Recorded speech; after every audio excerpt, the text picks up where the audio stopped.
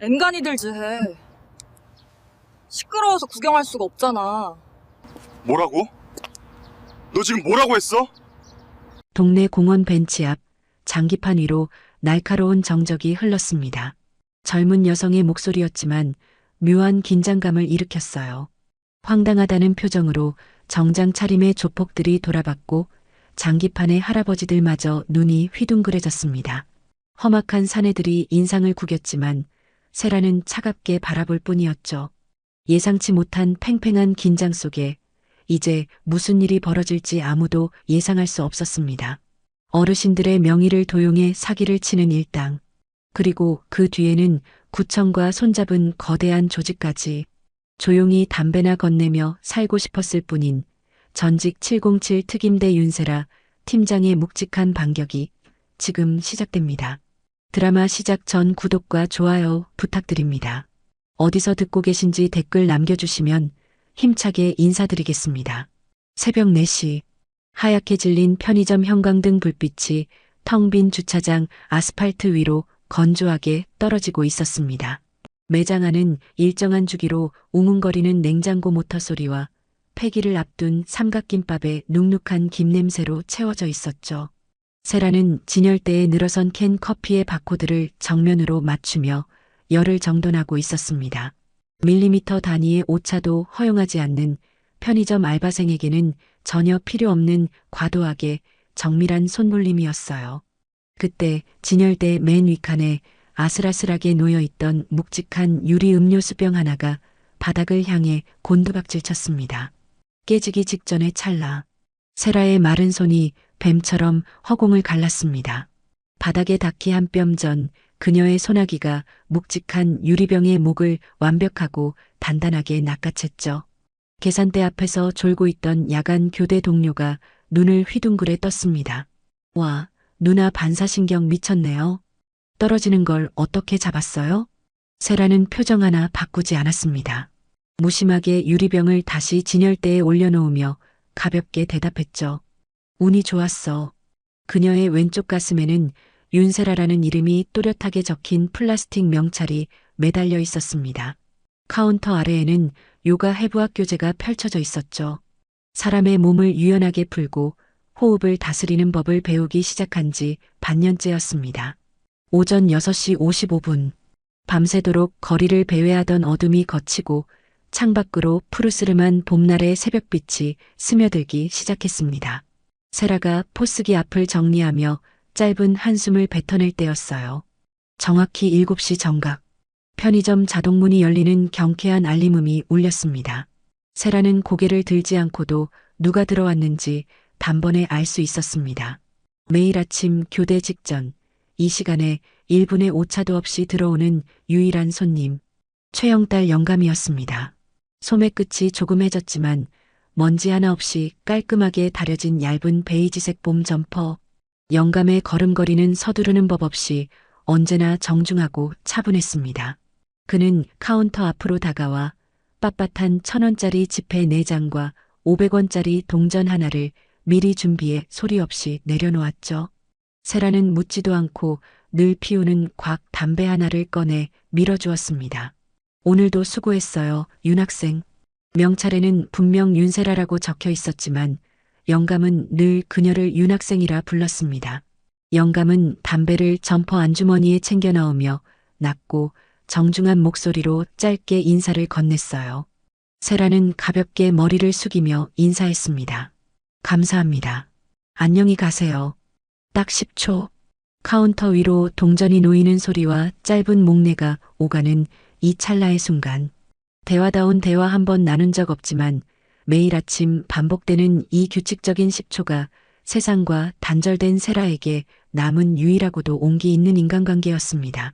아침 8시, 교대를 마친 세라가 편의점을 나섰습니다. 코끝을 스치는 공기는 서늘했지만 겨울의 날 선 추위는 사라진 지 오래였죠. 벚꽃이 피기 직전에 물오른 나뭇가지 사이로 옅은 아침 안개가 내려앉아 있었습니다. 세라는 검은색 캡 모자를 눈썹까지 푹 눌러 쓴 채 가벼운 바람막이 주머니에 두 손을 찔러 넣고 걷기 시작했습니다. 퇴근길 동선은 늘 같았습니다. 낡은 빌라촌으로 이어지는 오르막길 초입, 작은 동네 공원을 가로지르는 길이었죠. 공원 입구에는 구청에서 달아놓은 커다란 현수막 하나가 봄바람에 펄럭이고 있었습니다.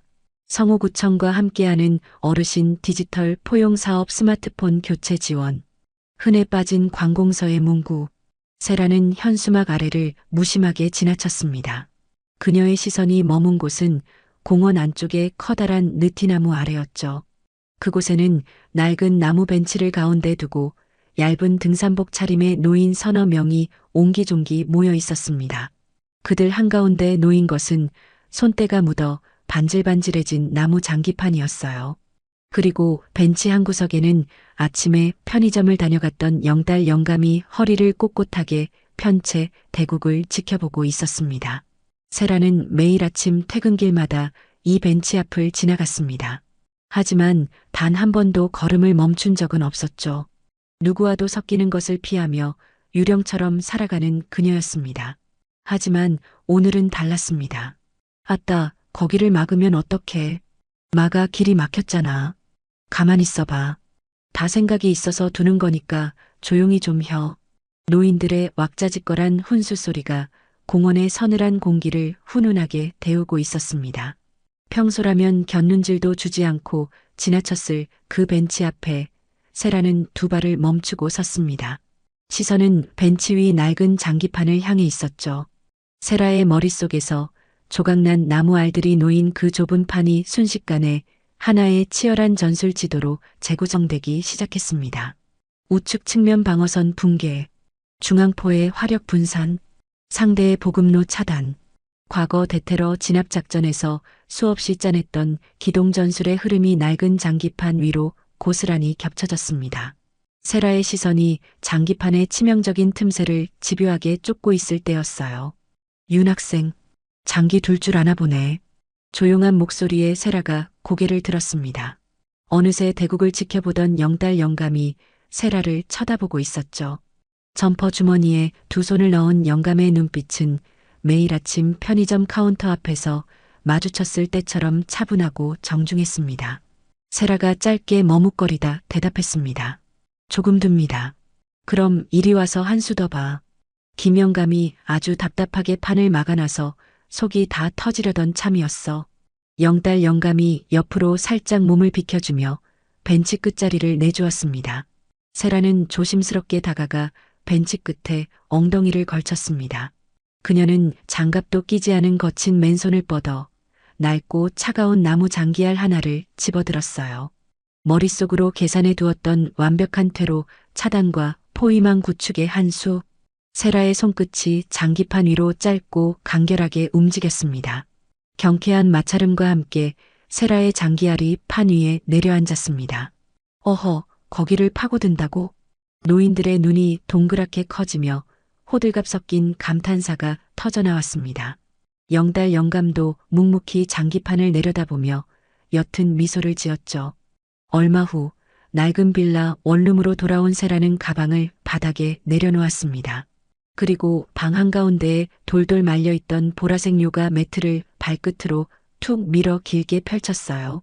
세라는 매트 정중앙에 가부좌를 틀고 앉아 눈을 감았습니다. 거칠었던 손바닥이 부드럽고 푹신한 매트의 표면을 천천히 쓸어내렸죠. 좁은 창문 틈새로 스며든 옅은 봄 아침의 햇살이 규칙적으로 오르내리는 세라의 어깨 위로 조용히 내려앉고 있었습니다. 며칠 뒤 아침, 벚꽃 봉오리가 옅은 분홍빛을 터뜨리기 시작한 동네 공원이었습니다.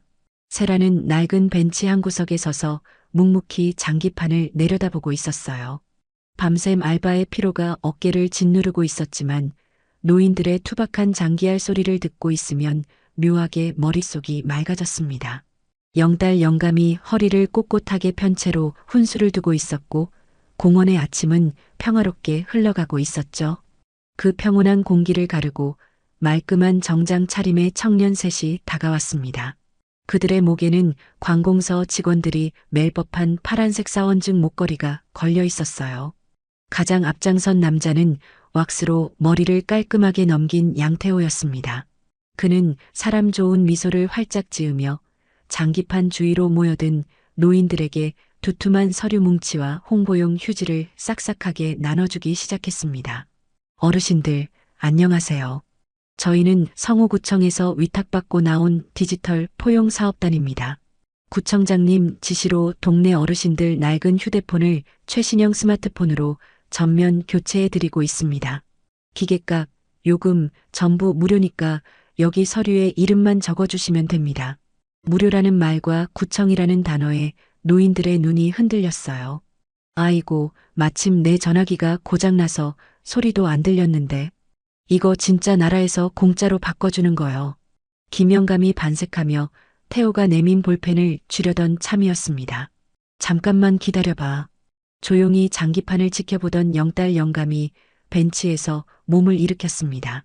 점퍼 안주머니에서 낡은 돋보기 안경을 꺼내 쓴 그는 태호가 내민 서류의 뒷장을 날카롭게 넘겼어요. 작은 글씨로 빼곡하게 채워진 약관의 맨 아랫부분을 짚은 영감의 목소리가 서늘하게 가라앉았습니다. 기계 바꿔주는 구청 사업이라면서 신분증 원본 요구에 통신사 가입 위임장까지 쓰게 하는 이유가 뭐야? 이거 명예 도용해서 딴짓하려는 거 아니야. 정중하지만 단단한 지적이었습니다. 영달 영감의 말에 볼펜을 쥐려던 노인들이 일제히 손을 거뒀어요. 싹싹하게 휘어지던 양태호의 눈웃음이 일순간 딱딱하게 굳어버렸습니다. 그는 서류를 낚아채듯 걷어들이며 신경질적으로 혀를 찼죠. 아, 영감님. 좋은 마음으로 구청 사업 도와드리러 왔는데 말씀 참 섭섭하게 하시네. 못 믿으시겠으면 마세요. 태호가 턱짓을 까딱하자 공원 입구 쪽 나무 그늘에 대기하고 있던 덩치 큰 사내 셋이 어슬렁거리며 다가왔습니다. 목까지 문신이 올라온 조폭 동료들이었죠. 그들은 장기판 주변을 둥그렇게 에워싸며 위협적인 그림자를 드리웠습니다. 방금 전까지 사람 좋게 웃던 복지사업단은 온데간데였고 험악한 폭력배의 민낯이 공원의 부드러운 봄바람을 차갑게 얼어붙게 만들었어요. 어르신들, 좋게 말할 때 그냥 사인하시죠. 나라에서 주는 혜택인데 거절하면 우리도 입장이 난처해지거든. 가장 덩치가 큰 사내가 영달 영감의 어깨를 거칠게 밀치며 윽박질렀습니다. 영감의 몸이 뒤로 크게 휘청거렸어요. 노인들이 겁에 질려 웅성거리는 순간이었습니다. 세라의 발끝이 바닥을 툭 치고 나갔습니다. 그녀는 여전히 장기판에 시선을 고정한 채 뒷걸음질을 치다 실수로 미끄러진 것처럼 덩치 큰 사내와 영달 영감 사이로 몸을 깊숙하게 밀어 넣었죠. 아이고, 죄송합니다. 세라가 중심을 잃고 넘어지는 척하며 사내의 오른쪽 손목을 무심하게 뻗어 잡았습니다. 그리고 찰나의 순간 사내의 요골신경이 지나는 관절 부위를 안쪽으로 짧고 강하게 비틀어 버렸어요. 우둑, 뼈가 어긋나는 둔탁한 진동이 세라의 손끝에만 미세하게 전달되었습니다. 사내가 기괴한 비명을 지르며 제자리에 주저앉았습니다. 건장한 조폭이 갑자기 손목을 부여잡고 바닥을 뒹굴자 양태호와 다른 일행들이 기겁하며 뒤로 물러섰죠. 어머, 제가 장기판을 보느라 발을 헛디뎠네요. 괜찮으세요? 세라는 캡 모자를 푹 눌러 쓴 채 당황한 일반인처럼 허둥지둥 어깨를 움츠렸습니다. 철저하게 계산된 위장이었어요. 양태호의 눈에 세라는 그저 공원에서 어슬렁거리다 길을 막은 재수 없는 젊은 여자일 뿐이었습니다.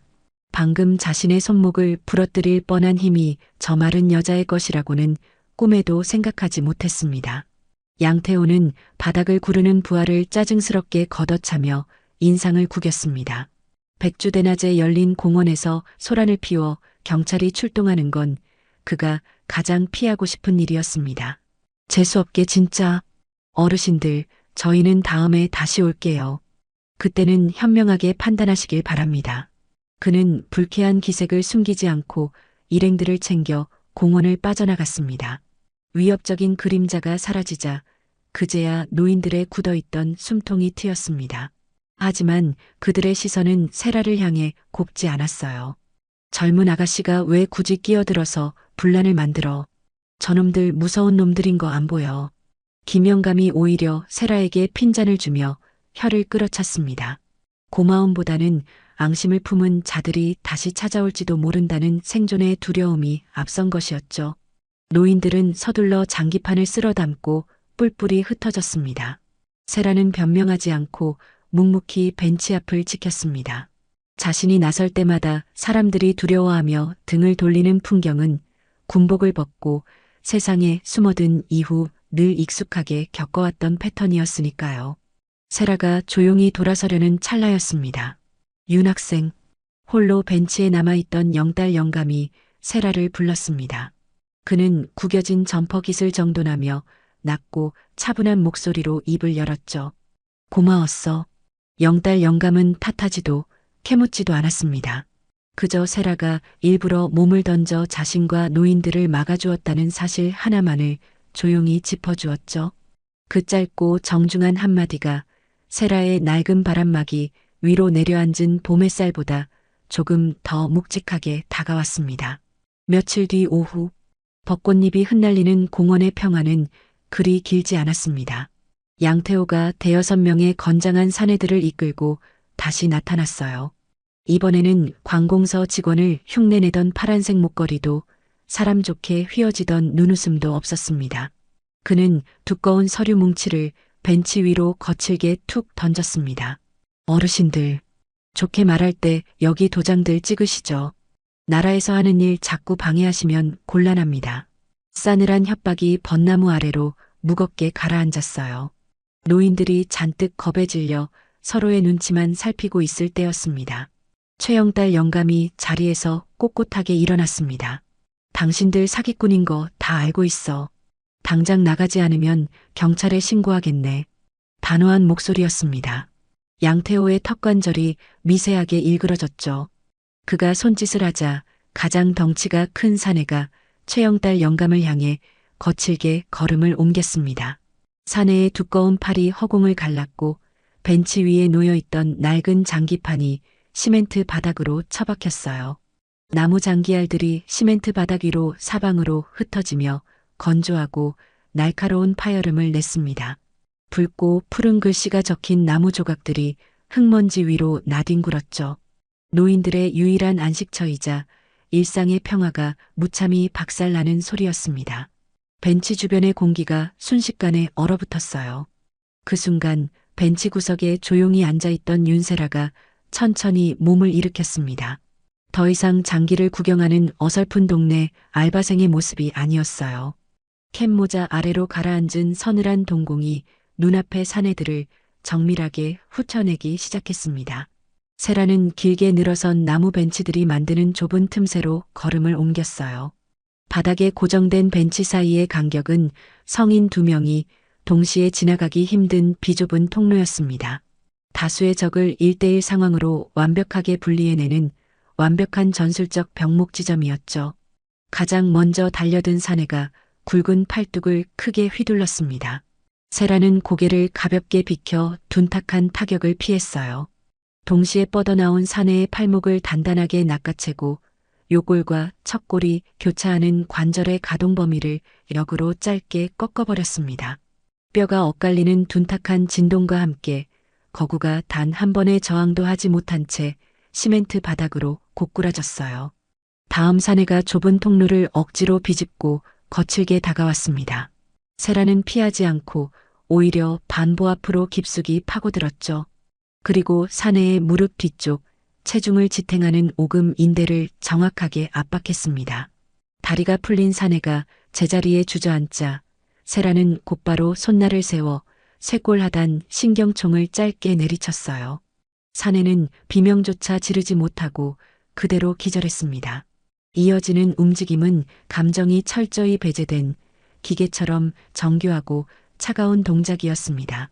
좁은 벤치 사이를 유령처럼 미끄러지며 다가오는 사내들의 관절과 급소를 차례대로 해체해 나갔어요. 상대의 헛스윙을 역이용하여 어깨 탈구를 유도하고 팔꿈치로 경동맥을 정확히 압박하여 산소 공급을 차단했습니다.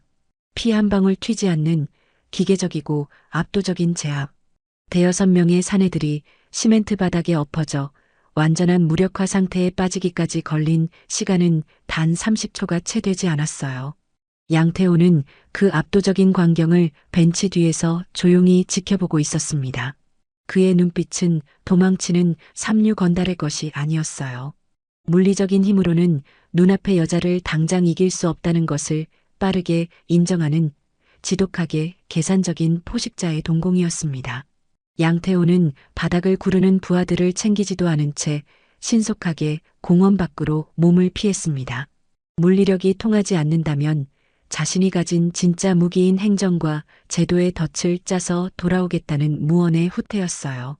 잠시 후 요란한 사이렌 소리와 함께 경찰차가 공원 입구에 멈춰 섰습니다. 노인들은 안도의 숨을 내쉬었지만 상황은 전혀 엉뚱한 방향으로 흘러갔어요. 출동한 경찰들은 바닥에 엎어져 앓는 소리를 내는 사내들의 일방적인 진술만 들었습니다. 누가 보아도 조폭의 행색이었지만 제도는 결과적으로 다친 자들의 편에 서는 법이었죠. 경찰은 무표정한 얼굴로 멀쩡히 서 있는 세라를 향해 다가왔습니다. 당신 특수 폭행 피의자로 파출소까지 같이 가야겠습니다. 사람들을 이 지경으로 만들어 놓고 정당방위라고 우길 생각은 마십시오. 경찰의 차가운 통보에 노인들의 얼굴이 하얗게 질렸습니다. 세라가 조용히 노인들을 향해 고개를 돌렸어요. 자신들의 평화를 지켜준 유일한 사람이었지만 벤치 주변에 서 있던 노인들은 일제히 시선을 바닥으로 떨구었습니다. 세라에게 고마움을 느끼면서도 험악한 폭력배와 엮여 경찰서에 불려가는 것을 극도로 두려워하는 늙고 지친 자들의 생존 본능이었죠. 침묵이라는 서늘하고 잔인한 외면이 공원의 공기를 무겁게 내리눌렀습니다. 세라가 아무 변명 없이 담담하게 경찰차를 향해 걸음을 옮기려던 그때였습니다. 이 학생은 아무 잘못이 없어. 저 사람들이 먼저 행패를 부리고 장기판을 엎은 거요. 최영달 영감이 경찰의 앞을 가로막으며 단호하게 나섰습니다.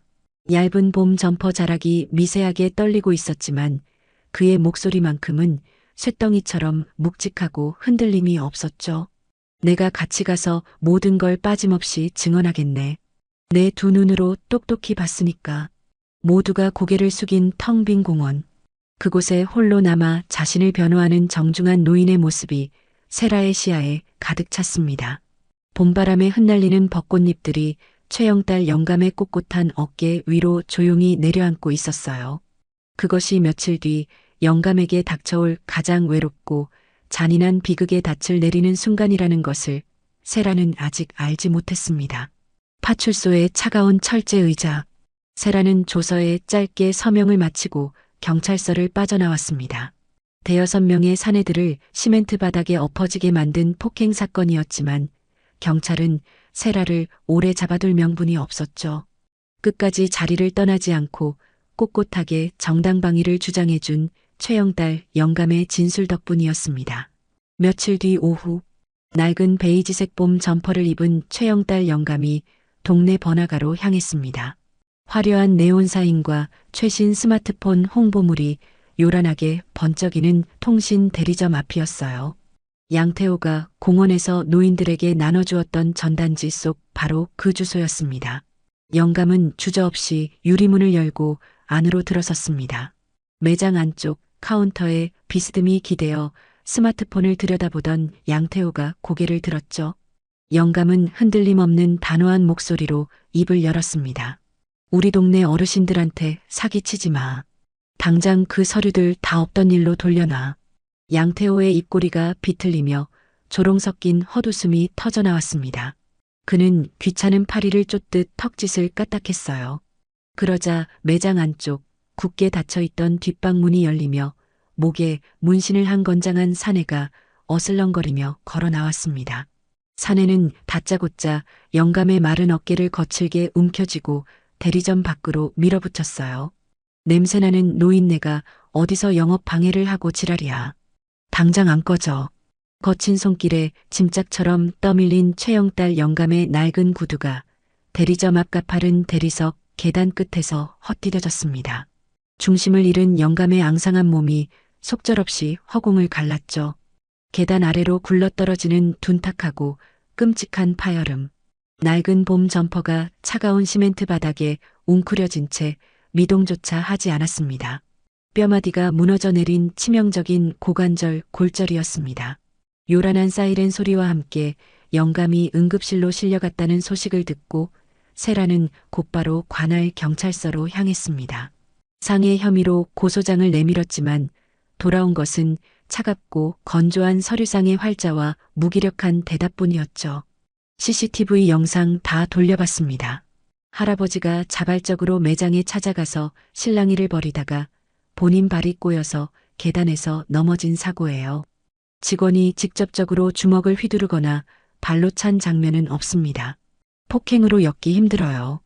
경찰의 모니터 속에는 영감이 계단에서 우연히 굴러떨어지는 장면만이 악의적으로 잘려 반복 재생되고 있었습니다. 세라는 턱을 악물고 성호구청 복지과에 전화를 걸었습니다. 하지만 수화기 너머 공무원의 목소리 역시 기계의 오디오 안내처럼 뻣뻣하고 건조했어요. 어르신 디지털 포용 사업은 구청에서 정식으로 위탁 협약을 맺고 진행하는 정상적인 복지 사업입니다. 강제로 서명하게 한 증거가 없으면 저희도 개입할 권한이 없습니다. 어르신들이 직접 자발적으로 위임장에 사인하신 거잖아요. 모든 것이 완벽한 합법의 외피를 두르고 있었습니다. 자발적인 방문, 계단에서 넘어진 불의의 사고, 정식으로 체결된 협약 사업과 본인의 자필 서명. 사람의 관절을 꺾고 숨통을 끊는 것으로는 도저히 뚫어낼 수 없는 견고하고 잔인한 제도의 벽이었습니다. 다음 날 아침, 편의점의 하얀 형광등 불빛이 밤새도록 매장 안을 비추고 있었습니다. 세라는 텅 빈 카운터 앞에 멍하니 서서 포스기 옆 전자시계의 붉은 숫자가 오전 6시 55분을 가리키는 것을 조용히 내려다보고 있었어요. 밤새 거리를 짓누르던 어둠이 서서히 걷히고 유리문 너머로 푸르스름한 봄날의 아침이 밝아오고 있었습니다. 시간은 잔인할 만큼 규칙적으로 흘러갔습니다. 시계의 숫자가 마침내 오전 7시 정각으로 바뀌었습니다. 세라의 시선이 반사적으로 편의점 입구를 향했죠. 하지만 매일 아침 정확한 시간에 맞춰 경쾌하게 울리던 자동문 알림음은 들려오지 않았습니다. 투명한 유리문은 굳게 닫힌 채 미동조차 하지 않았어요. 먼지 하나 없이 깔끔하게 다려진 봄 점퍼를 입고 들어오던 사람. 카운터 위에 1,000원짜리 지폐 4장과 500원짜리 동전을 소리 없이 올려두고 오늘도 수고했다며 정중하게 인사를 건네던 최영달 영감의 모습은 보이지 않았습니다. 카운터 위에는 세라가 6시 55분부터 미리 꺼내두었던 영감의 곽 담배 하나만이 덩그러니 놓여 있었습니다. 세상과 완전히 단절된 채 유령처럼 살아가던 세라에게 허락된 유일한 10초의 온기. 그 짧은 인간적인 연결고리가 잔인하게 끊어져 버린 것입니다. 영감을 다치게 한 통신 대리점. 기계처럼 원론만 반복하는 경찰. 노인들의 명의를 팔아넘기는 것에 도장을 찍어준 구청. 이 모든 것을 하나로 묶어주는 보이지 않는 거대한 사슬. 이것은 단순히 동네 어르신들의 주머니를 터는 잡범 수준이 아니었습니다. 이 완벽하게 합법적인 사기극을 감싸고 있는 무언가가 훨씬 더 거대하고 조직적인 괴물이라는 사실을 세라는 본능적으로 직감하고 있었죠. 세라의 거친 손끝이 카운터 위에 놓인 곽 담배를 향해 천천히 다가갔습니다. 그리고 차가운 비닐 포장지가 구겨지며 바스락거릴 정도로 단단하고 묵직하게 그 작은 상자를 꽉 움켜쥐었습니다. 며칠 뒤 오후였습니다. 세라는 편의점 퇴근길에 공원을 지나치지 않고 병원 쪽으로 발걸음을 돌렸어요. 평소에는 단 한 번도 걸어본 적 없는 길이었습니다. 병원 로비에 들어서자 하얀 형광등 불빛이 눈을 찔렀어요. 접수대 직원에게 병실 번호를 묻는 자신의 목소리가 낯설게 느껴졌습니다. 세라는 굳게 닫힌 커튼 틈새를 지나 비좁은 병상 옆에 조용히 섰어요. 소독약과 낡은 린넨 냄새가 뒤섞인 병실의 공기는 무겁고 탁하게 가라앉아 있었습니다. 규칙적으로 울리는 수액 기계의 전자음만이 건조하게 방 안을 맴돌았죠. 하얀 환자복을 입은 최영달 영감은 침대에 비스듬히 누워 있었습니다. 얇은 이불 밖으로 드러난 마른 골반 주변으로 부서진 고관절을 단단하게 고정하는 두꺼운 의료용 보조기가 무겁게 채워져 있었어요. 비좁은 철제 탁자 위에는 뜯어지지 않은 곽 담배 하나가 덩그러니 놓여 있었습니다. 영감이 편의점에 오지 않았던 그날 아침, 세라가 텅 빈 카운터 위에 꺼내두었던 바로 그 담배 상자였습니다. 매일 아침 정확하게 맞물려 돌아가던 일상의 톱니바퀴가 잔인하게 끊어져 버렸다는 증거였죠. 여기까지 뭐하러 왔어, 윤 학생. 내 발이 꼬여서 칠칠치 못하게 넘어진 건데. 최영달 영감은 핏기 없는 거친 입술을 달싹이며 옅은 미소를 지어 보였습니다. 뼈가 무너져 내리는 고통 속에서도 그는 억울함을 토로하거나 남을 탓하지 않았어요. 여전히 단정하고 예의 바른 어투였습니다. 자신이 자발적으로 찾아가서 발을 헛디뎠을 뿐이라는 대리점의 뻔뻔한 조작을 영감은 혼자서 묵묵히 삼켜내고 있었던 것입니다. 세라는 그 정중한 거짓말에 아무런 대답도 하지 못했습니다.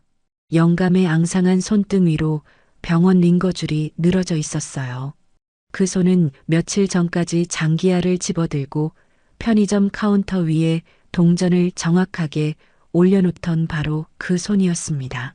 세라는 탁자 위에 곽 담배와 영감의 손등을 번갈아 바라보았어요. 그저 탁자 위에 곽 담배와 영감의 앙상한 어깨를 번갈아 바라보던 그녀는 말없이 고개를 숙여 인사하고는 몸을 돌려 병실을 빠져나왔습니다. 병동 복도로 나오자마자 코끝을 찌르는 독한 알코올과 소독약 냄새가 훅 끼쳐왔습니다. 순간 세라의 걸음이 바닥에 얼어붙은 듯 멈춰섰죠. 병원 복도에 하얀 형광등 불빛이 점차 흐려지고 그 지독한 소독약 냄새는 세라를 수년 전의 메마른 땅으로 거칠게 끌어당겼습니다. 해외 작전에서 목숨을 걸고 정보를 도와준 마을 노인이 있었습니다. 안전하게 빼내겠다고 약속했어요. 하지만 상부의 철수 명령에 따라 먼저 떠났고 남겨진 노인은 보복당했습니다. 지키지 못한 약속. 그 부채감이 세라를 군복 밖으로 밀어냈고 유령처럼 세상에 숨어들게 만든 이유였어요. 세라의 두 주먹이 허벅지 옆에서 파르르 떨렸습니다. 얼마 후 낡은 빌라 원룸으로 돌아온 세라는 현관문을 닫고 안으로 들어섰습니다. 방 한가운데에는 어제 아침에 깔아두었던 보라색 요가 매트가 반듯하게 펼쳐져 있었습니다. 굳은 근육을 풀고 살상 대신 치유의 삶을 살기 위해 마련했던 작고 푹신한 평화의 공간이었죠. 세라는 매트 앞에 서서 잠시 발걸음을 멈췄습니다. 매일 이 자리에 앉아 눈을 감고 호흡을 가다듬었어요. 거칠었던 손바닥으로 부드러운 매트의 표면을 쓸어내리며 사람을 부수는 것이 아니라 사람을 살리는 손이 되겠다고 다짐했던 자리였습니다. 하지만 오늘 세라는 그 매트 위로 올라가지 않았어요. 그녀는 매트를 무심히 지나쳐 옷장 구석에 처박혀 있던 낡은 더플백을 끌어당겼어요. 거친 손길로 가방의 지퍼를 열고 퀴퀴한 먼지가 쌓인 깊고 어두운 밑바닥을 미친 듯이 파헤치기 시작했습니다. 구겨진 옷가지들을 걷어내자 가방 가장 깊숙한 곳에서 무언가 손끝에 툭 걸렸습니다.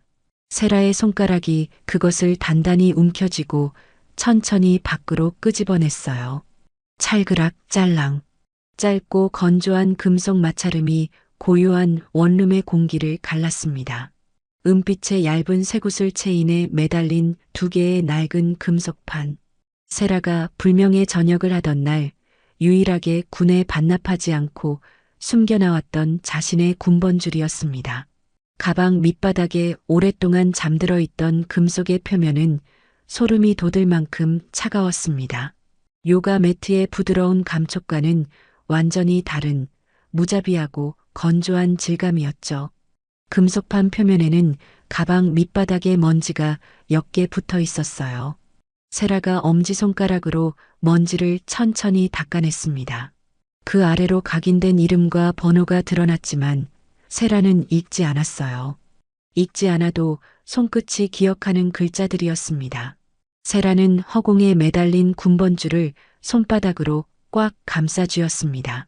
서늘하고 단단한 쇳덩이의 냉기가 거친 굳은 살이 박인 세라의 손바닥 안으로 아주 깊고 무겁게 파고들고 있었습니다. 새벽 3시 낡은 빌라 원룸 안에는 무거운 정막만이 내려앉아 있었습니다. 방 한가운데 어제 아침까지 세라가 가부좌를 틀고 앉아 호흡을 가다듬던 보라색 요가 매트가 펼쳐져 있었어요. 군복을 벗고 세상으로 도망쳐 나온 뒤 사람을 살리고 치유하는 법을 배우겠다며 스스로에게 허락했던 작고 푹신한 평화의 영토였습니다. 세라는 그 매트 끝에 서서 가만히 바닥을 내려다보았습니다. 그리고 천천히 허리를 숙여 매트의 끝자락을 말아쥐었죠. 부드러운 스펀지 재질이 둥글게 말려 들어가며 낮은 마찰음을 냈습니다. 그 소리가 고요한 방안을 조용히 채웠어요. 세라는 단단하게 말아 쥔 요가 매트를 방구석 가장 어두운 틈새로 미련 없이 밀어 넣었어요. 부드럽고 따뜻했던 일상의 껍질이 완전히 뒤로 물러나는 순간이었습니다. 그녀는 입고 있던 편의점 조끼를 벗어 던졌습니다. 윤세라라는 이름이 적힌 낡은 플라스틱 명찰이 바닥에 부딪혀 둔탁한 소리를 냈죠. 세라는 열려있는 더플백 안에서 칠흑처럼 검은 전술복을 꺼내 입었습니다. 질기고 빳빳한 특수 섬유가 몸을 빈틈없이 조여오자 오랫동안 잊고 있었던 서늘한 긴장감이 등줄기를 타고 흘렀습니다. 마지막으로 세라는 탁자 위에 올려둔 은빛 쇠구슬 체인을 집어들었어요. 2개의 낡은 금속판이 부딪히며 찰그락거리는 건조한 마찰음을 냈습니다. 세라가 양손을 들어 올리자 차가운 체인이 그녀의 목을 감싸고 내려와 쇠골 위로 툭 떨어졌죠. 피부에 맞닿은 쇳덩이의 감촉은 소름이 돋을 만큼 차갑고 묵직했습니다. 작은 전신 거울 앞에 선 그녀의 모습은 완전히 달라져 있었습니다. 어수룩하게 바코드를 찍고 유통기한 지난 삼각김밥을 먹던 동네 편의점에 윤 씨는 그곳에 없었죠. 거울 속에는 대한민국 육군 707 특수임무대대 대테러 팀장 윤세라 대위가 서늘하게 숨을 고르고 있었습니다. 날이 밝자마자 세라는 움직이기 시작했습니다. 벚꽃이 흩날리는 따뜻한 봄날의 거리에서 검은 캡모자와 마스크로 얼굴을 가린 세라는 완벽한 유령처럼 양태호의 동선을 파고들었어요. 그녀의 타겟은 번화가에 위치한 양태호의 통신 대리점이었습니다. 며칠 동안 매장 건너편 카페와 골목 어귀를 옮겨다니며 세라는 놈들의 범죄 패턴을 하나씩 해체해 나갔습니다. 대리점 정면 출입구의 CCTV는 하나뿐이었고 사각지대는 건물 좌측 비상계단 쪽으로 넓게 열려 있었어요. 뒷골목 철문에는 잠금 장치가 달려 있었지만 직원들이 담배를 피우러 나올 때마다 쐐기를 끼워둔 채 열어놓는 습관이 있었습니다. 진입 루트는 이미 머릿속에 그려져 있었어요. 범행 메커니즘은 생각보다 단순하고 교활했죠. 양태호와 일행들은 공원이나 경로당을 돌며 구청의 포용 사업을 미끼로 노인들의 신분증과 위임장을 받아냈습니다. 그리고 대리점 안에서 그 서류들을 이용해 노인 한 명당 서너 대의 최신형 스마트폰을 몰래 추가로 개통하고 있었어요. 할아버지, 할머니들의 손에 쥐어주는 것은 가장 값싼 보급형 기계 한 대뿐, 나머지 값비싼 최신 기계와 유심칩들은 밤이 되면 대리점 창고로 박스째 빼돌려졌습니다. 이른바 대포폰이었습니다. 노인들의 이름을 도용해 만든 그 유령폰들은 보이스피싱이나 불법 도박 조직으로 비싼 값에 팔려나가는 구조였죠. 모든 서류에는 노인들의 자발적인 서명과 도장이 찍혀 있었습니다. 하지만 서류의 벽이 아무리 견고해도 돈의 흐름은 숨길 수 없었습니다. 세라는 대리점에서 빠져나가는 택배 박스의 수량과 매장 뒤편에 정기적으로 드나드는 검은 승합차의 번호판을 꼼꼼히 기록해 두었어요. 택배가 나가는 요일과 승합차가 오는 요일이 정확히 일치했습니다. 경찰이 와도 구청 직원이 조사를 나와도 서류상으로는 아무런 문제가 없는 완벽한 합법의 외피를 단단하게 두르고 있었어요. 미행이 나흘째로 접어들던 목요일 밤, 세라는 마침내 놈들의 가장 깊숙한 핵심을 잡아냈습니다. 밤 10시, 대리점의 전면 유리문에는 영업 종료를 알리는 블라인드가 내려졌습니다. 하지만 매장 안의 불은 완전히 꺼지지 않았죠. 양태호를 비롯해 공원에서 최영달 영감을 위협했던 목에 문신을 한 조폭들이 셔터가 내려진 대리점 뒷골목의 철문으로 하나둘씩 모여들기 시작했습니다. 매주 특정 요일 밤마다 열리는 은밀한 주간 회의였습니다.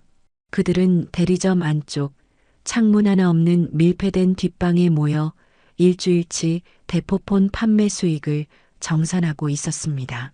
그리고 탁자 위에 다음 타겟이 될 동네 노인정의 명단을 올려두고 누구의 명의를 먼저 털어먹을지 낄낄거리며 먹잇감을 고르고 있었죠.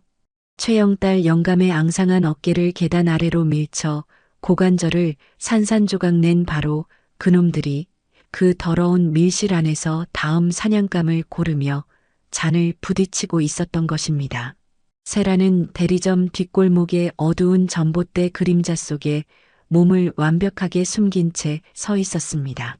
그녀의 쇄골에 얹힌 차가운 군번줄이 옅은 봄바람에 미세하게 흔들리며 작게 금소금을 냈어요. 세라는 굳게 닫힌 대리점 뒷방의 철문을 가만히 응시했습니다. 두꺼운 철문 아래쪽 아주 미세하게 벌어진 틈새, 그 좁은 틈 사이로 새어나온 탁하고 누런 형광등 불빛이 어두운 골목 바닥을 길고 날카롭게 가로지르고 있었습니다. 목요일 밤 11시, 통신 대리점의 셔터가 굳게 내려진 뒷방 안은 매캐한 담배 연기와 싸구려 소주 냄새로 꽉 차 있었습니다. 사방에 성인 키만큼 높게 쌓인 최신형 스마트폰 빈 박스들이 좁은 공간을 더욱 답답하게 만들고 있었죠.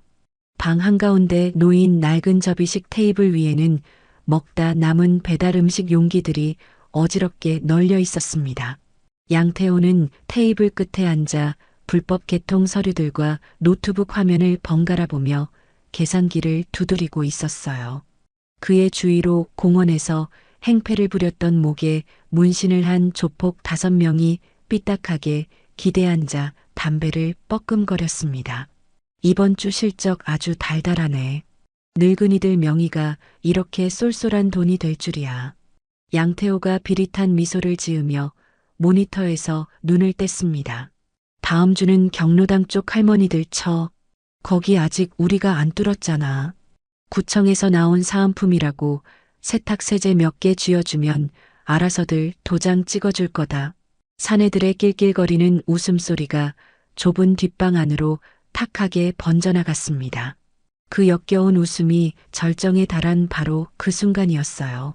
뒷방 천장에 매달려 있던 누런 형광등 불빛이 단번에 꺼졌습니다. 모니터의 푸르스름한 불빛을 제외한 모든 시야가 완벽한 암흑 속으로 잠겨버렸죠. 뭐야, 갑자기 왜 이래? 두꺼비 집 나갔냐? 조폭들이 당황하며 자리에서 웅성거리기 시작했습니다.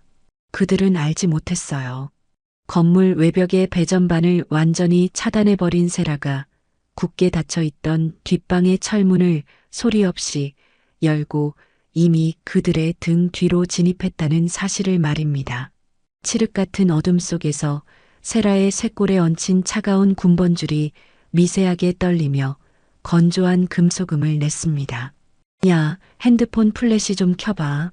한 사내가 불평하며 자리에서 일어서려는 찰나였습니다.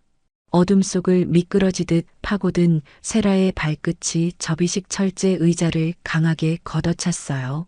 무게가 실린 쇳덩이 의자가 사내의 정강이를 정확하게 가격했습니다. 사내가 고통스러운 비명을 지르며 엎어지는 동시에 세라는 스마트폰 빈 박스 더미 뒤로 몸을 숨겼죠. 넓은 도매상 창고가 아닌 가구와 박스 더미가 빽빽하게 들어찬 비좁은 밀실. 이토록 좁고 답답한 공간은 세라에게 오히려 가장 완벽한 전술적 무기였습니다. 허둥대는 두 번째 사내의 등 뒤로 다가간 세라는 손날로 그의 경동맥을 짧고 강하게 내리쳤습니다. 뇌로 가는 혈류가 차단된 사내가 짐짝처럼 무너져 내렸어요. 세라는 곧바로 옆에 있던 세 번째 사내의 팔을 낚아채 관절을 꺾어버렸습니다. 우둑, 뼈가 어긋나는 둔탁한 소리와 함께 사내의 상체가 테이블 위로 처박혔습니다. 먹다 남은 소주병들이 바닥으로 요란하게 쏟아져 내리며 박살이 났죠. 상황을 파악한 남은 두 명이 주먹을 휘두르며 어둠 속을 향해 달려들었습니다. 세라는 테이블 아래로 몸을 낮춰 둔탁한 타격을 피했어요. 그리고 용수철처럼 튀어오르며 한 명의 명치를 무릎으로 무자비하게 가격했습니다. 숨이 멎은 사내가 바닥을 구르며 헐떡이는 사이 마지막 남은 사내의 오금 인대를 걷어차 무릎을 꿇리고는 쇠골하단 신경을 압박해 기절시켰습니다. 5명의 건장한 사내들이 바닥에 엎어져 완전한 제압 상태에 빠지기까지 걸린 시간은 단 1분이 채 되지 않았어요. 어둠 속에서 양태호의 거친 숨소리만이 들려왔습니다. 그는 테이블 밑에 쪼그려 앉은 채 덜덜 떨리는 손으로 스마트폰의 손전등 기능을 켰죠. 하얗고 가느다란 불빛이 바닥을 뒹구는 부하들의 참혹한 몰골을 차례대로 비추었습니다. 그리고 마침내 불빛의 끝에 칠흑 같은 전술복을 입고 서 있는 세라의 서늘한 그림자가 닿았습니다. 살려주세요. 제가 안 그랬습니다. 저는 그냥 위에서 시키는 대로 심부름만 한 겁니다. 양태호는 작은 휴대폰 불빛 뒤에 비겁하게 몸을 숨긴 채 겁먹은 짐승처럼 벌벌 떨며 뒷걸음질을 쳤습니다. 방금 전까지 경로당 노인들을 비웃던 사기꾼의 알량하고 추악한 민낯이었어요.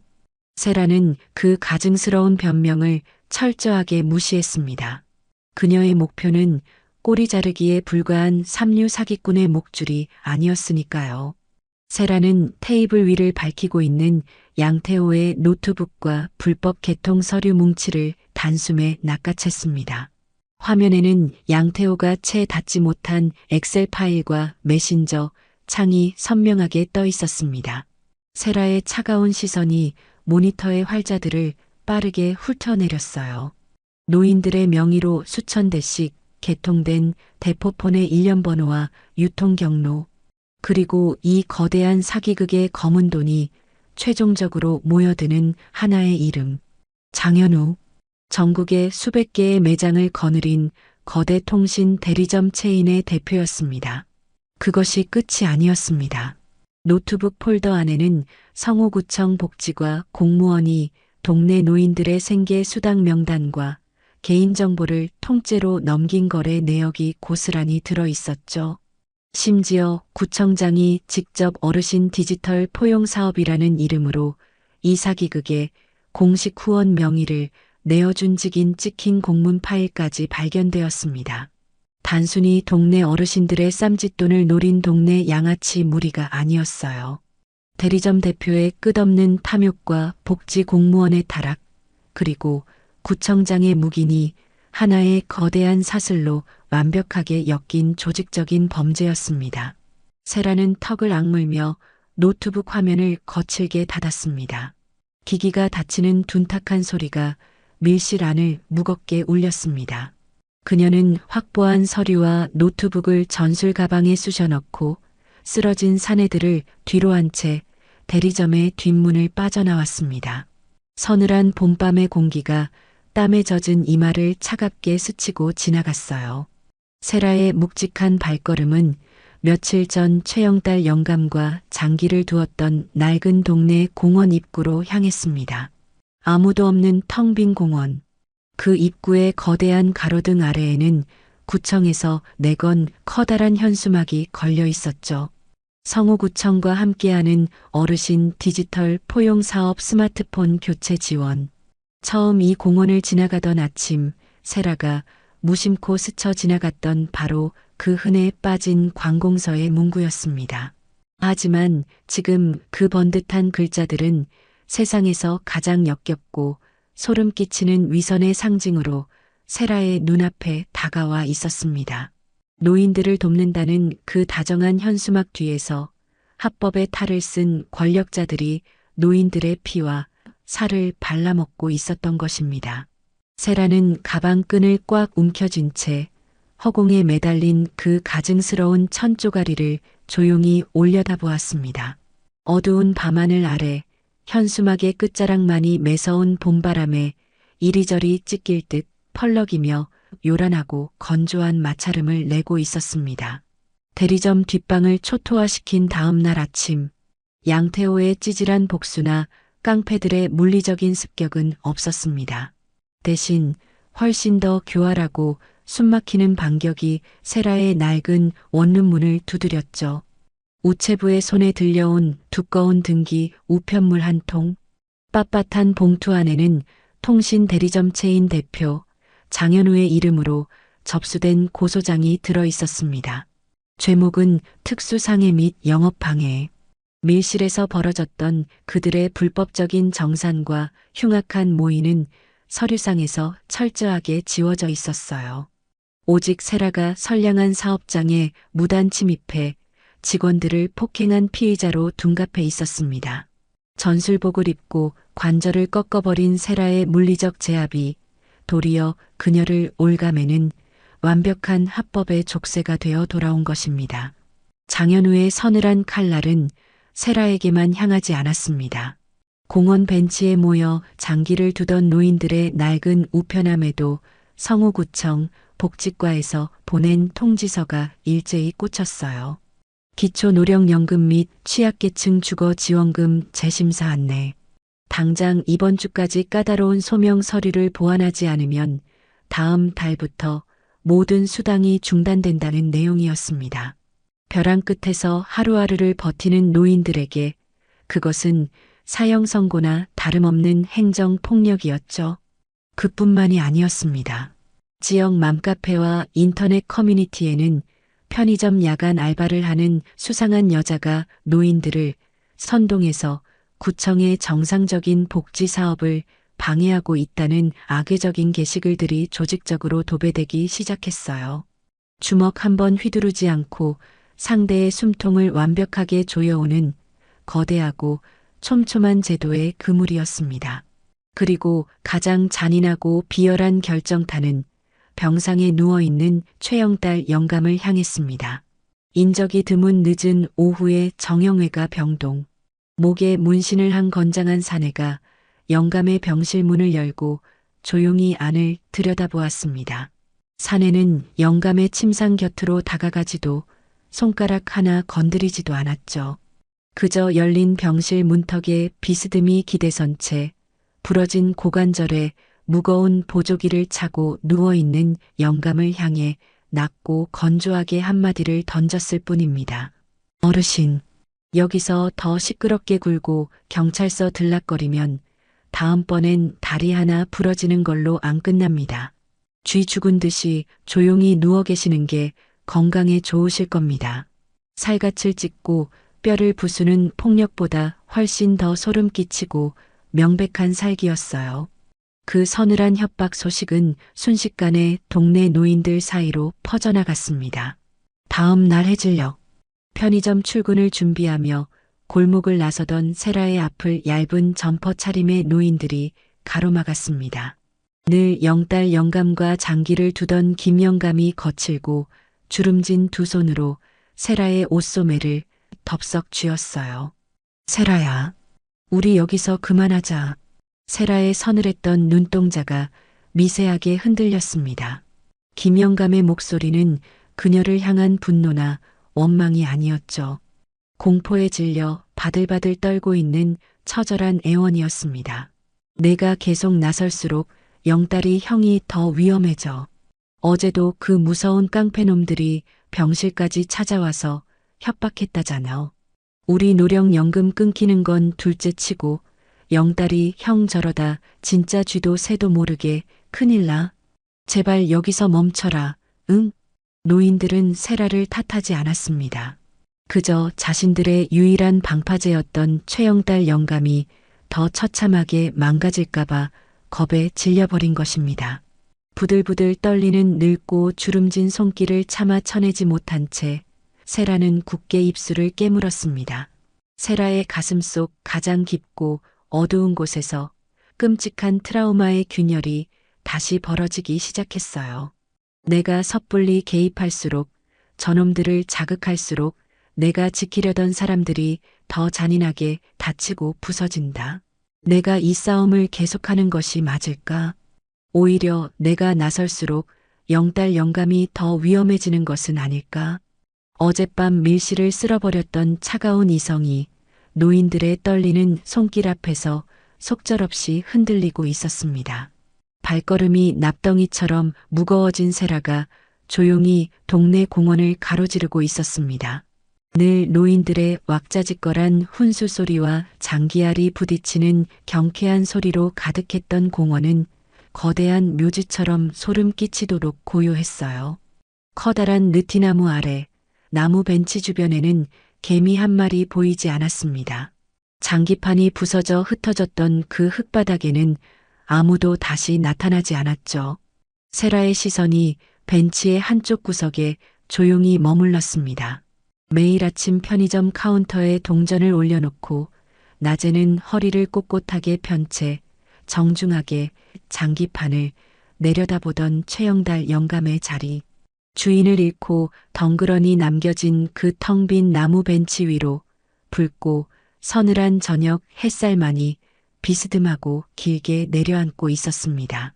며칠 뒤 세라는 편의점 점장에게 낡은 플라스틱 명찰과 짧은 사직서를 함께 내밀었습니다.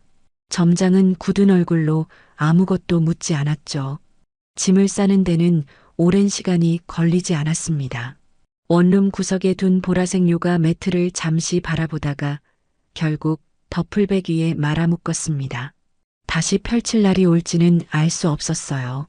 낡은 더플백 하나를 어깨에 맨 세라는 미련 없이 문을 닫고 나섰습니다. 겉으로 보기에는 동네 사람들의 외면과 합법적인 깡패들의 협박을 견디지 못해 도망치는 완벽하고도 초라한 패배자의 뒷모습이었습니다. 세라가 동네를 완전히 벗어나기 전 마지막으로 향한 곳은 성호병원 정형외과 병동이었죠. 오후에 나른한 햇살이 비쳐드는 6인실 병실 안. 최영달 영감은 진통제 기운에 취해 깊은 잠에 빠져 있었습니다. 얇은 환자복 위로 드러난 마른 어깨가 미세하게 오르내릴 뿐 병실 안에는 수액이 떨어지는 건조한 소리만 맴돌고 있었어요. 세라는 침대 발치에 서서 잠든 영감의 주름진 얼굴을 조용히 내려다보았습니다. 그리고 점퍼 주머니에서 작은 상자 하나를 꺼냈습니다. 며칠 전 아침 영감이 오지 않았던 그 텅 빈 편의점 카운터 위에서 그녀가 꽉 움켜쥐었던 바로 그 곽 담배였어요. 세라는 소리 없이 다가가 좁은 철제 탁자 위에 담배 한 갑을 반듯하게 올려놓았습니다. 어떤 작별의 인사도 미안하다는 변명도 남기지 않았죠. 그저 매일 아침 같은 시간에 주고받았던 그 무뚝뚝한 10초의 일상을 영감이 잠든 머리맡에 조용히 돌려놓았을 뿐입니다.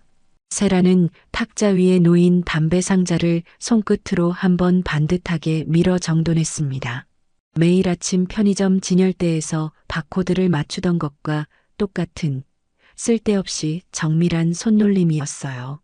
잠에서 깬 영감이 이 담배를 발견하더라도 세라는 이미 이곳에 없겠지만 그것은 그녀가 남길 수 있는 유일하고도 가장 묵직한 약속이었습니다. 당신의 부서진 일상을 반드시 원래의 자리로 되돌려 놓겠다는 말 없는 서약서였죠.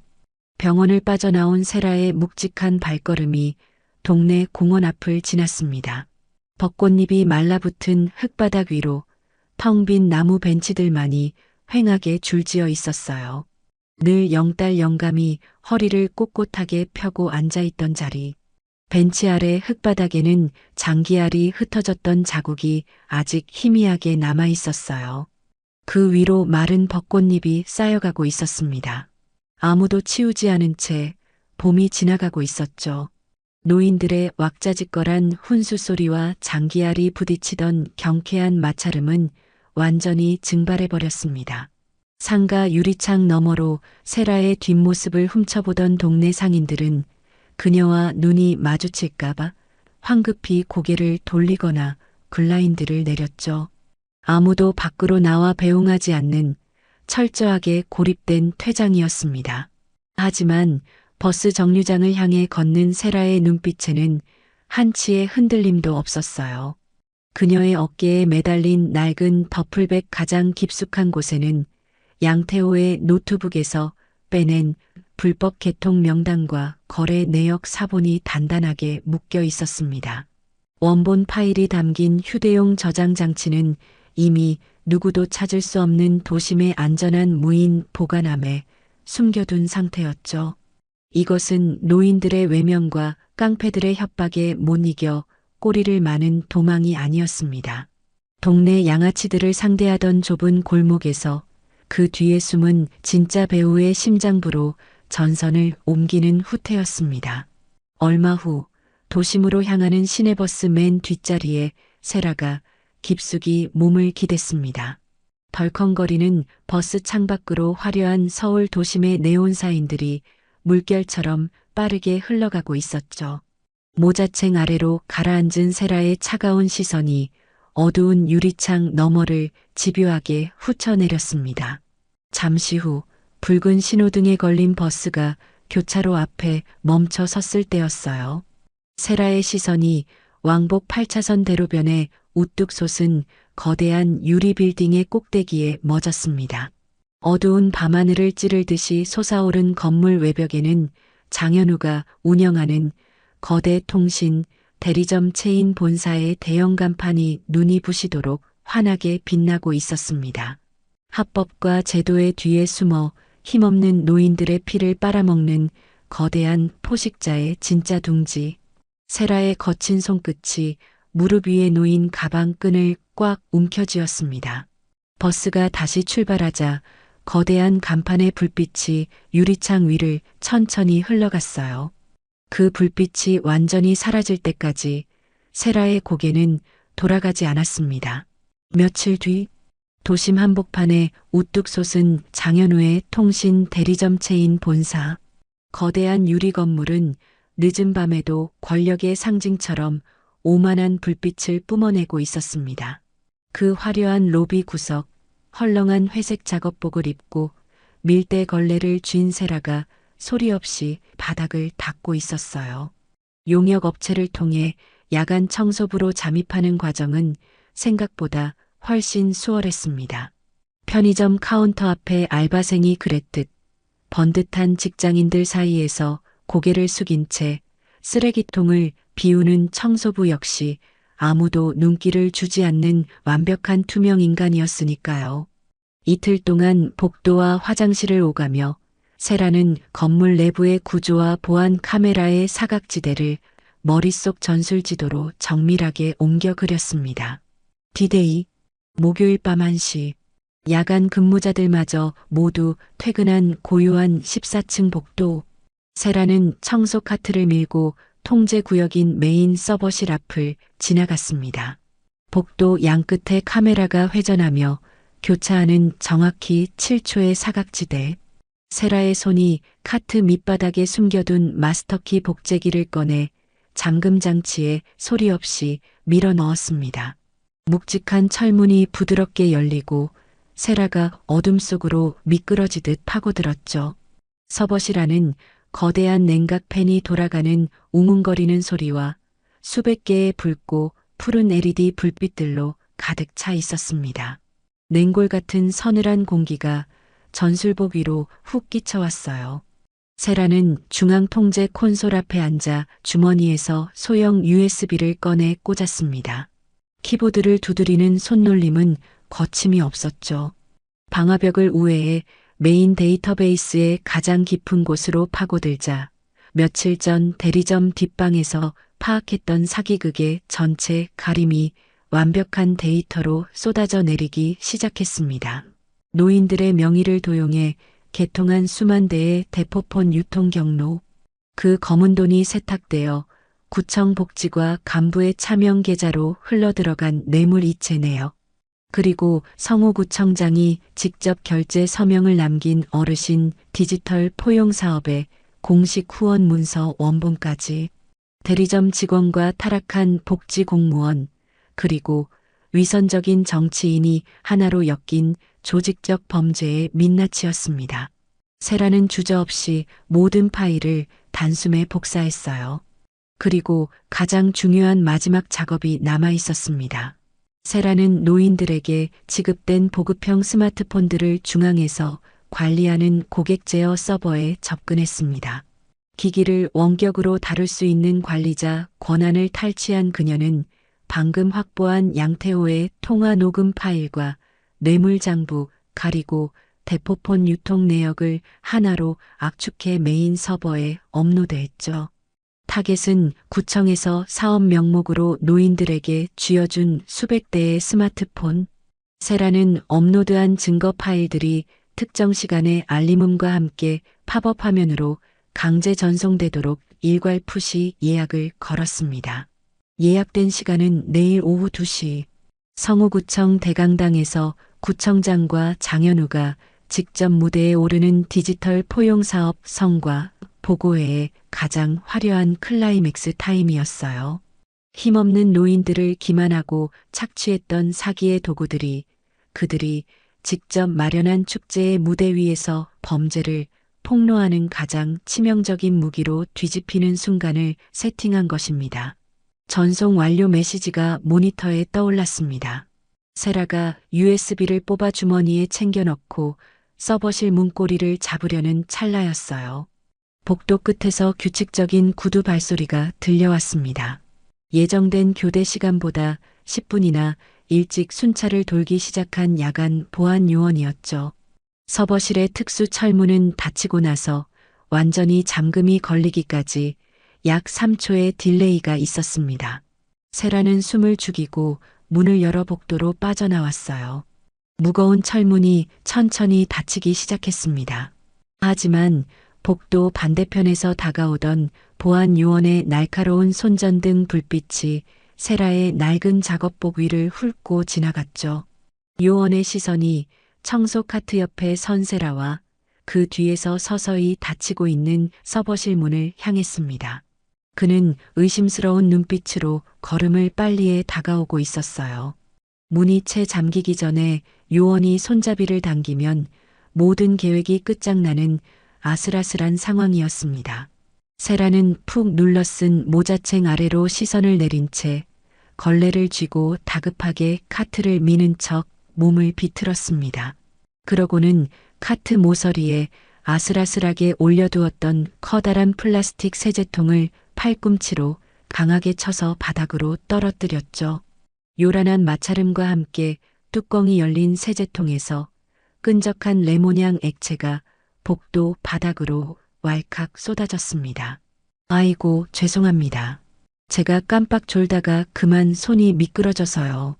세라는 다급하고 어눌한 목소리로 굽실거리며 쏟아진 세제 위로 털썩 무릎을 꿇었습니다. 그리고 걸레를 양손으로 쥐고 미친 듯이 바닥을 닦는 척하며 보안 요원의 앞을 커다랗게 가로막았죠. 아줌마, 여기서 뭐 하는 겁니까? 조심 좀 하지. 싸구려 레몬 냄새가 복도를 진동하자 요원이 미간을 팍 찌푸렸습니다. 그는 바닥에 흥건한 세제 거품을 피해 바지춤을 잡으며 엉거주춤 발걸음을 멈춰 섰어요. 철컥. 그 찰나의 순간 세라의 등 뒤에서 서버실 문이 자동 잠금 장치가 완벽하게 맞물려 돌아가는 소리가 들렸습니다. 요원이 세라를 지나쳐 서버실 문 손잡이를 거칠게 당겨보았습니다. 문은 단단한 바위처럼 굳게 잠겨 있었어요. 그는 잠금 장치 상단의 녹색 램프를 확인하고는 안도의 한숨을 내쉬었습니다. 이상 없네.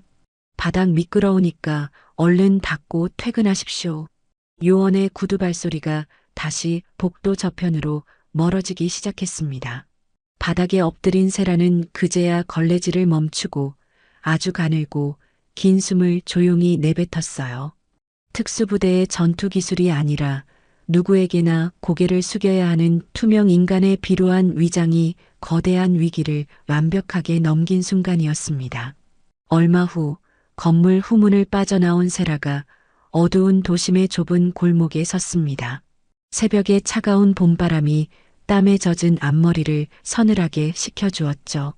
세라는 낡은 점퍼 주머니에 거친 두 손을 깊숙이 찔러 넣었습니다. 굳은 살이 박인 그녀의 손끝에 세상에서 가장 거대한 위선을 완벽하게 무너뜨릴 작고 단단한 USB의 모서리가 만져지고 있었습니다. 금요일 오후 2시 성호구청 대강당은 입구부터 붐비는 사람들로 발 디딜 틈이 없었습니다. 강당 앞줄에는 지역 방송국과 신문사 기자들이 카메라 삼각대를 세워둔 채 진을 치고 있었죠. 그 뒤로는 구청의 대대적인 홍보에 동원된 수백 명의 동네 노인들이 얼마 전 대리점에서 무료로 지급받은 똑같이 생긴 보급형 스마트폰을 손에 쥔 채 앉아 있었습니다. 단상 중앙, 빳빳하고 윤기가 흐르는 맞춤 정장을 입은 통신 대리점 체인 대표 장현우가 여유로운 걸음으로 마이크 앞에 섰습니다. 존경하는 어르신 여러분, 그리고 구민 여러분. 부드럽고 자신감 넘치는 음성이 거대한 스피커를 타고 강당을 울렸습니다. 장현우는 주름 하나 없는 완벽하고 온화한 미소를 지으며 연설을 이어나갔어요. 저희 체인과 성호구청이 손을 맞잡은 이 작은 사업으로 무려 수천 명의 어르신이 새로운 스마트폰을 보급받으셨습니다. 정보의 격차를 줄이고 어르신들의 곁에 다가가는 것. 이것이야말로 기업과 지자체가 함께 만들어가는 진정한 디지털 포용 아니겠습니까? 우레와 같은 박수갈채가 쏟아졌습니다. 무대 한쪽 VIP석에 앉아있던 구청장과 복지과 간부가 흐뭇한 표정으로 고개를 끄덕이며 박수를 쳤죠. 플래시가 미친 듯이 터지며 장현우가 두 팔을 벌려 자화자찬의 절정을 장식하려던 바로 그 순간이었습니다. 강당 한가운데서 작은 휴대폰 알림음 하나가 울렸습니다. 누군가 진동 모드를 깜빡했나 보다 하고 넘어갈 찰나였죠. 산발적으로 터지던 알림음이 순식간에 수십, 수백 개로 불어났습니다. 강당에 앉아있던 수백 명의 노인들이 들고 있던 보급형 스마트폰이 마치 거대한 오케스트라의 불협화음처럼 정확히 같은 시각에 일제히 울부짖기 시작한 것입니다. 전화기가 왜 이래? 이거 화면이 갑자기 왜 혼자 켜지는겨? 당황한 노인들이 웅성거리며 일제히 자신의 스마트폰 화면을 내려다보았습니다. 화면에는 그들이 켜지도 않은 팝업 창이 강제로 열려 있었죠. 그리고 다음 순간 수백 대의 스마트폰 스피커에서 똑같은 목소리가 동시에 흘러나오기 시작했습니다. 다음 주는 경로당 쪽 할머니들 거기 아직 안 뚫었잖아. 구청 사은품이라고 세제 몇 개 쥐어주면 알아서들 도장 찍어줄 거다. 며칠 전 대리점 뒷방에서 세라가 확보했던 양태호의 낄낄거리는 음성 녹음이었습니다. 그 비열한 조롱이 수백 대의 스피커를 타고 강당 전체로 메아리 쳤어요.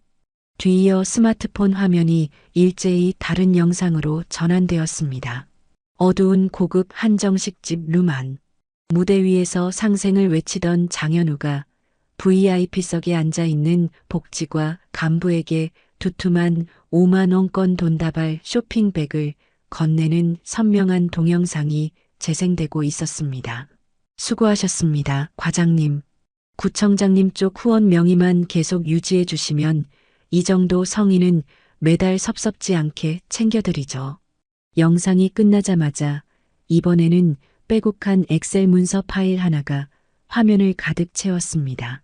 지금 강당에 앉아있는 노인들의 이름과 주민등록번호, 그리고 그 명의를 도용해 몰래 개통된 수만 대의 불법 대포폰 일련 번호와 유통단가가 적힌 치명적인 거래 장부였어요. 맨 앞줄에서 렌즈를 만지던 한 기자가 이상한 낌새를 눈치채고 옆자리에 앉은 할머니의 폰 화면을 힐끗 내려다보았습니다. 기자의 두 눈이 경악으로 커졌습니다. 그는 반사적으로 몸을 돌려 뒷자리 할아버지의 폰을 확인했죠. 똑같은 뇌물 영상과 장부가 떠 있었습니다.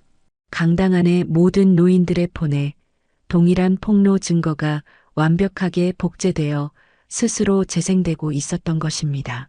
장현우 대표, 방금 폰에 뜬 영상 속 돈 봉투 뭡니까? 노인들 명의로 대포폰 장사를 한 게 사실입니까?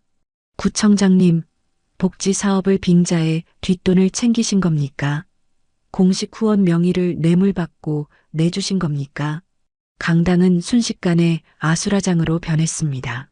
기자들이 하이에나처럼 무대 위로 우르르 몰려들어 마이크와 카메라를 들이밀었어요. 완벽했던 장현우의 맞춤 정장 위로 식은 땀이 비 오듯 쏟아져 내렸습니다. 아닙니다. 이거 다 조작이야. 해킹이라고. 당장 저 노인네들 폰 다 뺏어서 꺼버려. 장현우가 핏대를 세우며 발악했지만 그것은 아무 소용없는 헛된 몸부림이었습니다. 하나의 거대한 전광판이나 메인 스피커였다면 전원 코드를 뽑아버리면 그만이었을 것입니다. 하지만 지금 증거를 뿜어내고 있는 것은 강당 안 수백 명의 손에 뿔뿔이 흩어진 수백 대의 스마트폰이었어요. 조작이라고 우기려면 기자들의 눈앞에서 노인들의 폰 수백 대를 동시에 박살내야만 했죠. 범죄와 사기의 도구였던 기계들이 완벽하게 분산된 폭로의 무기로 뒤집혀 장현우의 목통을 물어뜯고 있었습니다. 무대 옆 VIP석에 앉아있던 구청장과 복지과 간부의 얼굴은 이미 백지장처럼 하얗게 질려 있었습니다. 그들은 쏟아지는 플래시 세례를 피하려 얼굴을 가린 채 비상구 쪽으로 도망치려 했지만 이미 분노한 노인들과 취재진의 벽에 가로막혀 오도 가도 못하는 신세가 되어버렸죠. 자신들이 돈을 들여 화려하게 꾸민 가장 완벽한 합법의 무대가 자신들의 숨통을 끊어버리는 가장 적나라하고 잔인한 처형장으로 뒤바뀐 것입니다. 강당 맨 뒷줄에 후미진 구석자리, 미친 듯이 울려대는 알림음과 번쩍이는 플래시의 아수라장 속에서 세라는 낡고 헐렁한 패딩 주머니에 두 손을 찔러 넣은 채 그 거대한 몰락을 조용히 지켜보고 있었습니다. 시선을 사로잡는 칠흑 같은 전술복도 위협적인 군번줄도 없었습니다. 그저 길거리에 널린 흔한 동네 사람의 행색이었죠. 무대 위에서 처참하게 짓밟히고 있는 장현우는 끝끝내 알 수 없을 것입니다. 자신을 이 완벽한 지옥으로 밀어넣은 사냥꾼이 누구인지, 어떤 얼굴을 하고 있는지, 모든 것이 무너지는 것을 두 눈으로 확인한 세라는 미련 없이 몸을 돌렸습니다. 통쾌한 대사를 던지며 스스로를 증명할 필요는 없었죠. 며칠 전 새벽 건물 서버실을 유령처럼 빠져나왔던 것처럼 세라는 육중한 강당의 뒷문을 소리 없이 열고 밖으로 나섰습니다.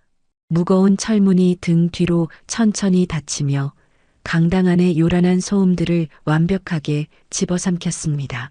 서늘하고 맑은 오후의 공기가 조용히 걸음을 옮기는 세라의 뺨을 스치고 지나갔습니다.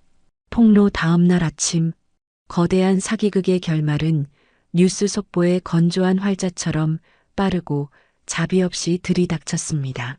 성우구청 대강당에서 벌어졌던 전대미문의 폭로극은 하룻밤 사이에 전국적인 게이트로 번져나갔어요. 가장 먼저 수갑을 찬 것은 통신 대리점 체인 대표 장현우였습니다. 불과 어제까지만 해도 완벽한 합법의 울타리 뒤에 숨어 여유로운 미소를 짓던 그였죠.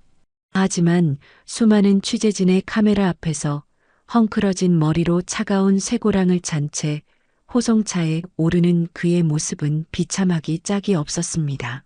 경찰 수사관들이 대리점 뒷방을 들이닥쳤을 때 양태호는 캐리어에 현금 다발과 여권을 쑤셔 넣으며 도망칠 궁리를 하고 있었습니다. 하지만 그 역시 뒷덜미를 잡힌 채 바닥에 처박히며 체포되었어요. 꼬리 자르기는 애초에 불가능했습니다. 수백 대의 스마트폰에서 동시에 터져나온 뇌물 장부와 음성 녹음은 너무나 명백하고 거대한 증거였으니까요. 노인들의 명부를 팔아넘겼던 복지과 공무원은 검찰청 조사실로 압송되었고 뒷돈을 챙기며 사업을 방관한 성우구청장은 뇌물수수 및 직권 남용 혐의로 즉각 직위 해제되었습니다. 대리점 대표, 복지공무원, 구청장으로 이어지던 사슬이 도미노처럼 무너져 내리는 순간이었어요. 어르신들의 숨통을 조르던 합법적인 족쇄들도 일제히 풀려나갔습니다.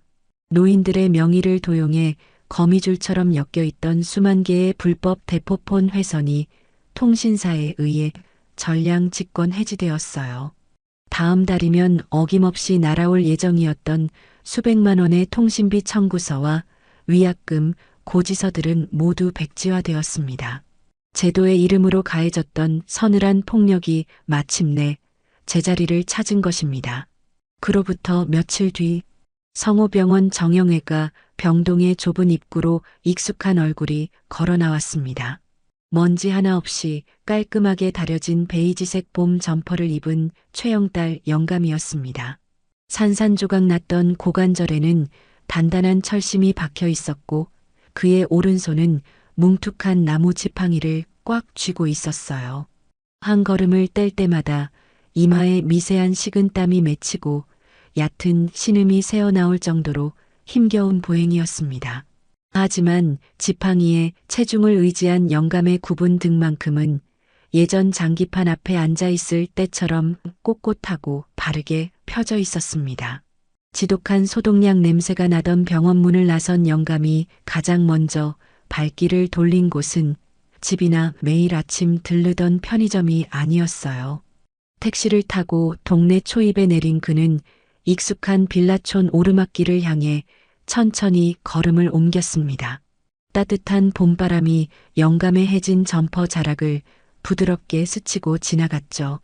그가 거친 숨을 몰아쉬며 도착한 곳은 동네 한가운데 자리 잡은 작은 공원이었습니다.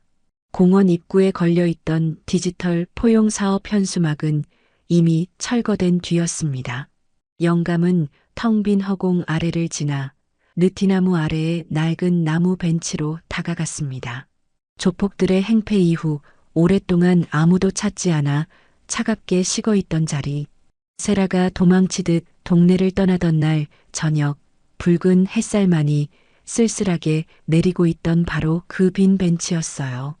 최영달 영감은 지팡이를 옆에 기대어 두고 차가운 나무 벤치 위로 조심스럽게 몸을 뉘어 앉았습니다. 익숙한 나무의 거친 촉감이 얇은 바지를 뚫고 전해졌죠.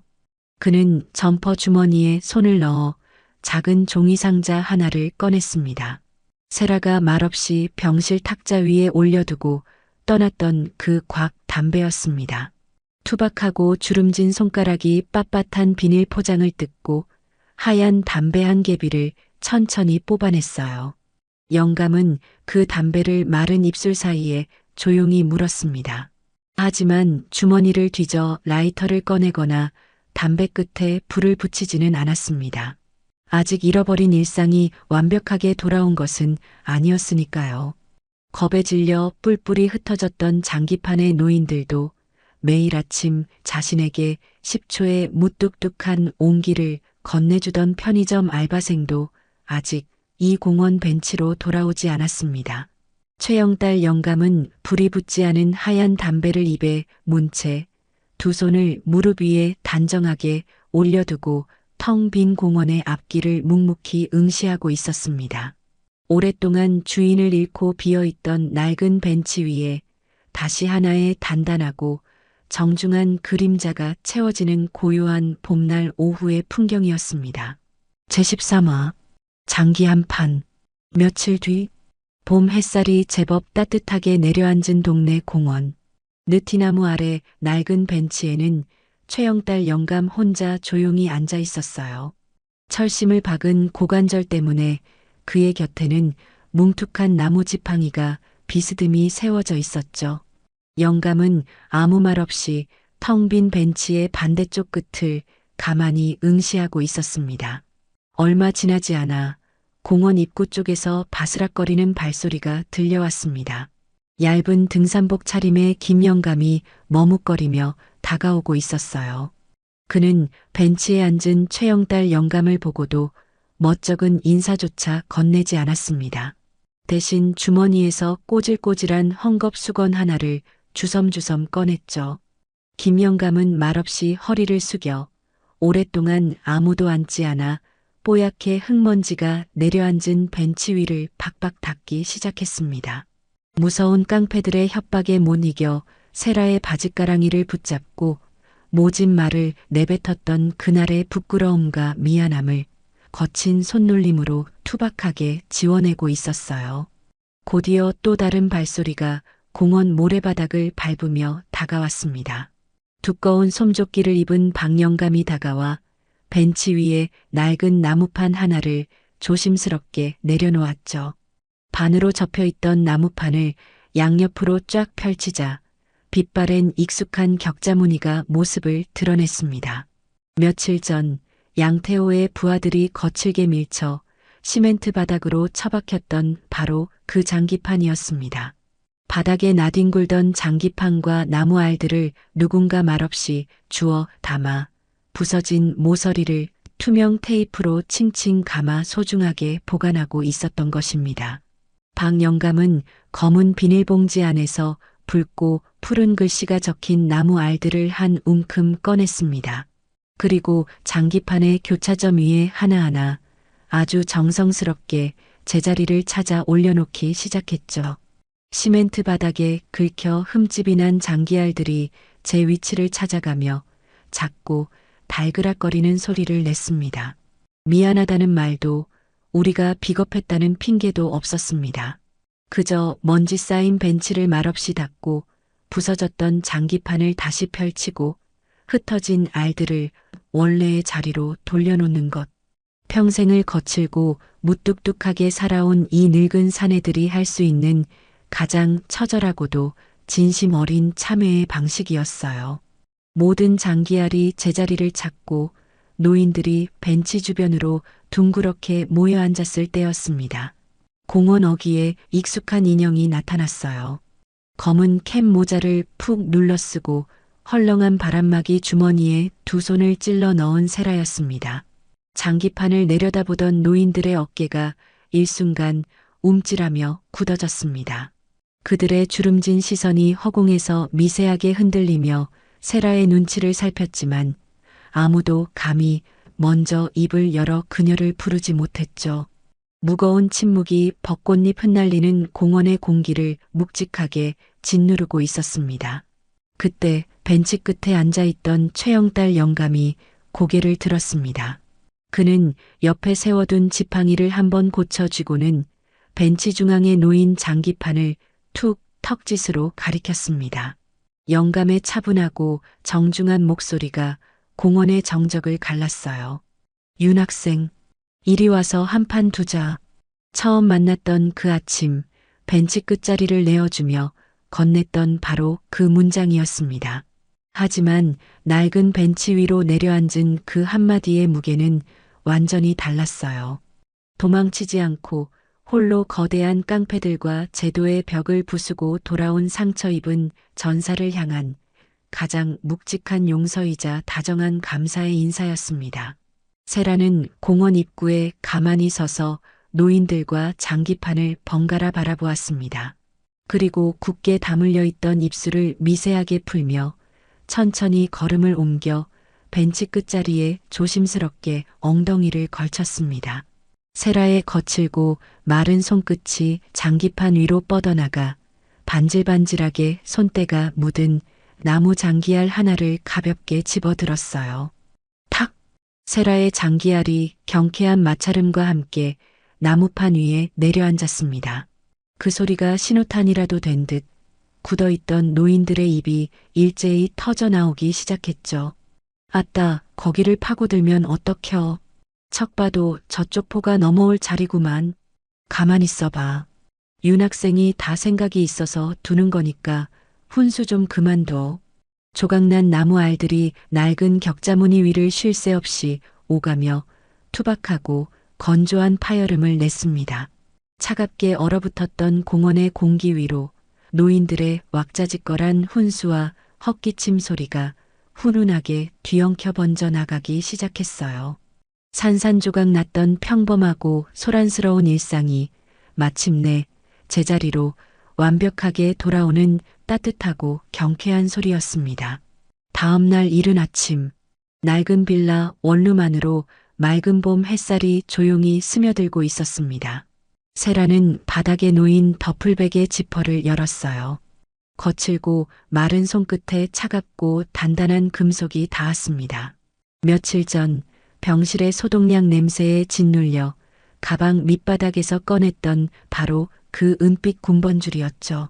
칠흑 같은 암흑 속에서 쇳골에 매달려 서늘하게 빛나던 그 쇳덩이를 세라는 다시 가방의 가장 깊고 어두운 밑바닥으로 가차없이 밀어 넣었습니다.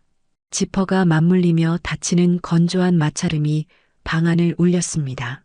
다시는 꺼내지 않겠다는 굳은 다짐이자 상처 입은 전사의 시간이 완전히 끝났음을 알리는 고요한 마침표였어요. 세라는 옷장 구석에 걸어두었던 편의점 유니폼 조끼를 다시 꿰어 입었습니다. 그리고 방구석 어두운 틈새에 단단하게 말려 처박혀 있던 보라색 요가 매트를 꺼내어 가볍게 어깨에 둘러맸죠.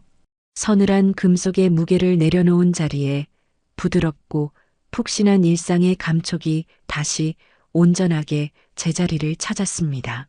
출근을 위해 낡은 오르막길을 내려오던 세라의 발걸음이 동네 공원 입구에서 잠시 멈춰 섰습니다.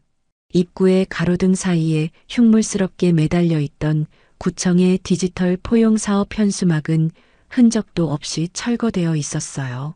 거대한 위선의 천 쪼가리가 가리고 있던 빈자리 위로 눈부신 아침 햇살이 쏟아져 내리고 있었습니다. 그 따뜻한 빗줄기를 바라보던 세라의 머릿속에 문득 아주 오래전 해외 작전에서 두고 왔던 늙은 촌장의 핏기 없는 얼굴이 스쳐 지나갔습니다. 지키지 못한 약속. 자신을 유령처럼 올가매던 그 지독한 부채감이 가슴 한구석을 찔렀죠. 하지만 이번에는 달랐습니다. 이번에는 핑계를 대며 도망치지 않았고 자신이 남긴 약속을 끝까지 지켜냈으니까요. 세라의 멈췄던 발걸음이 봄바람을 탄 듯 한결 가벼워졌습니다. 편의점에 도착한 세라는 익숙하게 카운터 안으로 들어섰습니다. 며칠 전 세라는 점장에게 다시 연락을 넣었습니다. 주간 근무 자리가 남아있느냐고 물었죠. 점장은 아무것도 묻지 않고 출근 날짜만 알려주었어요. 늘 인적이 끊긴 새벽에 바코드를 찍던 야간 근무가 아니었어요. 세상의 은둔자처럼 밤의 어둠 속에 숨어 지내던 시간을 완전히 끝내고 마침내 환한 낮의 시간표로 들어선 첫 주간 출근이었습니다. 작지만 명확한 일상으로의 복귀였죠. 세라가 진열대의 캔 커피들을 반듯하게 정리하고 있을 때였어요. 자동문이 열리는 경쾌한 알림음이 매장 안을 울렸습니다. 세라는 고개를 들지 않고도 단번에 알 수 있었습니다. 소매 끝이 조금 해졌지만 먼지 하나 없이 깔끔하게 다려진 봄 점퍼. 비록 오른손에는 뭉툭한 나무 지팡이가 쥐어 있었지만 굽은 등만큼은 예전처럼 꼿꼿하고 정중한 걸음걸이. 최영달 영감이었습니다.